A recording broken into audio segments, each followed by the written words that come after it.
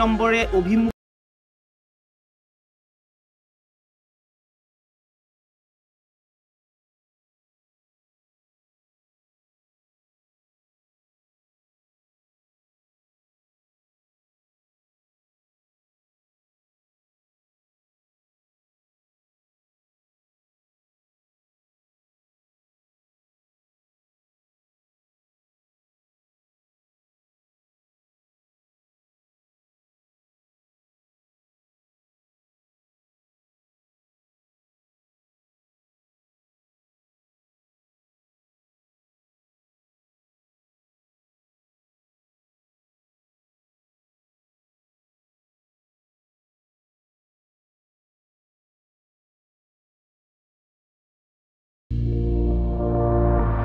IBCO brand selects only the best products for our customers. ৩২ নম্বরের এই ঘটনাটা আপনি যেভাবে বিশ্লেষণ করেছেন, আমি একটু মেহের আফরোজ শাওনের কাছে যেতে চাই। আবারও আপনার কাছে আনিস আলমগীর ফিরবো পূর্ণাঙ্গ বিশ্লেষণে। যেতে চাই যে জনাব আনিস আলমগীর বলছেন যে শেখ হাসিনা তার নেতাকর্মীদেরকে বরং বিপদের মুখে ফেলে দিচ্ছেন এবং ৩২ নম্বরে অভিমুখে এই যে বুলডোজার মার্চ, এটার জন্য কি শেখ হাসিনা নিজেই দায়ী? আমি প্রথমেই বলে নেই, আজকের অনুষ্ঠানে আমি যখন অতিথি হিসেবে আপনার আমন্ত্রণ পেলাম, তখন বিষয়টা একটু অন্য ছিল। আজকের অনুষ্ঠানের মূল বিষয় ছিল সাম্প্রতিক বইমেলা, অমর একুশের বইমেলা এবং আমাদের যা প্রত্যাশা এবং প্রাপ্তি। তো সেই হিসেবে আমি এই অনুষ্ঠানটিতে খুব প্রাসঙ্গিক ছিলাম হয়তোবা। কিন্তু যেহেতু পরিস্থিতির পরিবর্তন হয়েছে এবং আমাদের অনুষ্ঠানের বিষয়টিও পরিবর্তন হয়েছে, তারপরেও আমি অনুষ্ঠানে আছি এবং বাংলাদেশের একজন নাগরিক হিসেবে এবং আমি মনে করি আমি কিছুটা হলেও সচেতন নাগরিক হিসেবে আমি মনে করি যে আসলে সরাসরি যুক্ত না হলেও আমি এই বিষয়ে আমার মতামত হয়তোবা বলতেও পারি, সবার সাথে ভাগ করে নিতে পারি। তো আনিস ভাইকে ধন্যবাদ। আনিস ভাই ওনার মতো করে একটা ব্যাখ্যা দিয়েছেন। আজকের যে ঘটনাটা, এরকম ঘটনাটি ৬ মাস আগে যখন ক্ষমতার পরিবর্তন হলো, তখন তাৎক্ষণিকভাবে একটা প্রতিক্রিয়া কিন্তু আমরা দেখেছি। এটাকে যদিও গণ অভ্যুত্থান বলা হচ্ছে, যদি গণ অভ্যুত্থানও হয়ে থাকে, আমি অবশ্যই এটাকে ক্ষমতার পরিবর্তনই বলবো।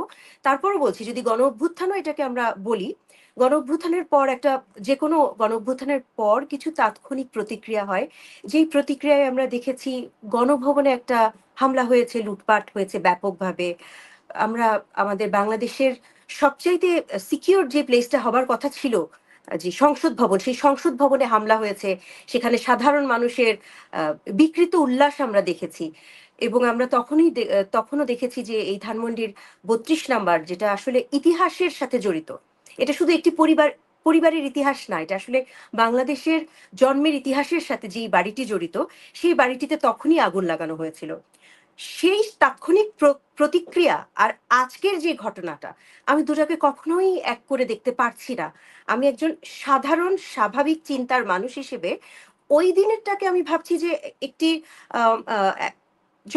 যখন একটা আন্দোলনে যখন জয়ী হয়েছে, তারা মনে করেছে জয়ের একটা প্রতিফলন হয়তো বা তারা সেবার দেখিয়েছিলেন, যে জয় থেকে একটা রাগ ও অভিমান বা যে কোনো ধরনের একটা প্রতিহিংসা দেখাতে গিয়ে সেইবার আগুন দিয়েছিল।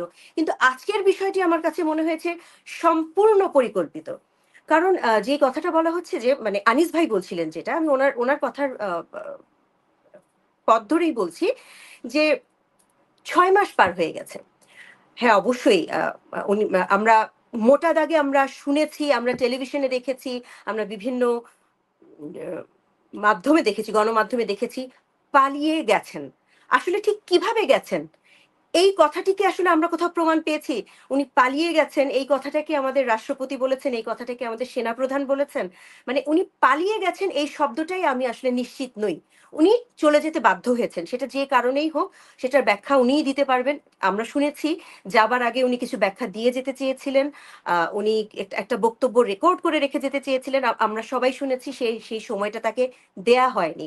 তো ওনার নিশ্চয়ই কিভাবে উনি গেছেন সেটার একটা বক্তব্য ওনার পক্ষ থেকে উনি দেওয়ার চেষ্টা করেছেন। কিন্তু ৬ মাস পার হয়ে গেছে, দলীয় নেতাকর্মীরা নানান বিপদে পড়েছে, নানানভাবে বিভিন্ন ধরনের অত্যাচারের সম্মুখীন হয়েছে।